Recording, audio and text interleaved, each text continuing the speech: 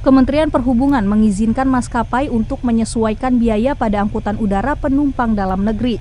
Izin tersebut diberikan menyusul adanya kenaikan harga minyak dan aftur dunia sejak bulan April lalu.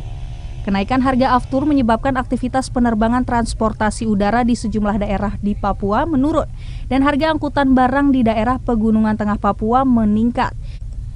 Ditemui di Jayapura Jumat 26 Agustus 2022, Bupati Pegunungan Bintang, Speyan Bidana, mengungkapkan harga tiket pesawat naik dari sebelumnya Rp800.000 menjadi Rp1.600.000 untuk sekali perjalanan dari Oksibil, ibu kota Pegunungan Bintang menuju ke Jayapura.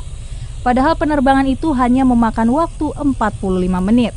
Tingginya harga tiket pesawat juga berdampak pada naiknya harga angkut barang. Dari sebelumnya Rp19.000 per kilogram naik menjadi Rp23.000 per kilogram.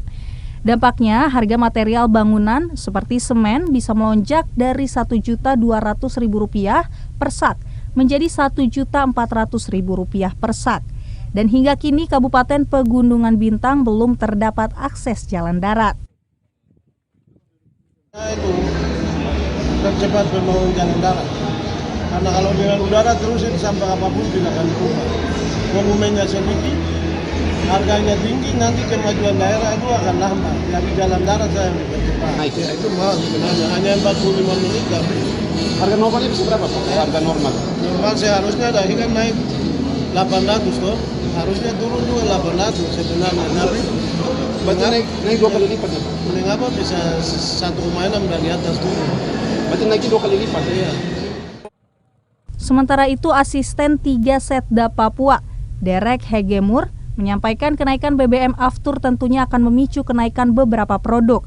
Diharapkan pemerintah pusat bisa memberikan subsidi harga tiket bagi masyarakat Papua yang sangat membutuhkan moda transportasi udara.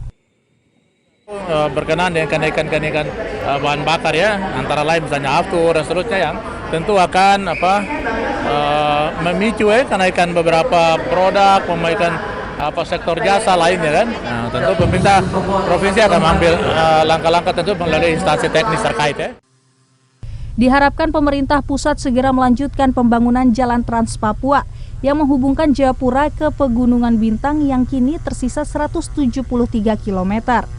Dengan adanya pembangunan Jalan Trans Papua ini tentunya dapat menekan tingginya harga barang di wilayah tersebut. Menurut data PT Angkasa Pura I, terjadi penurunan jumlah penumpang harian di Bandara Sentani Jayapura sebesar 15 hingga 20%.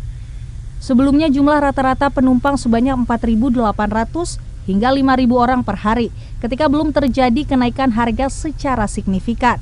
Dari Jayapura, Papua, Laksama Hendra, Kantor Berita Antara, mewartakan.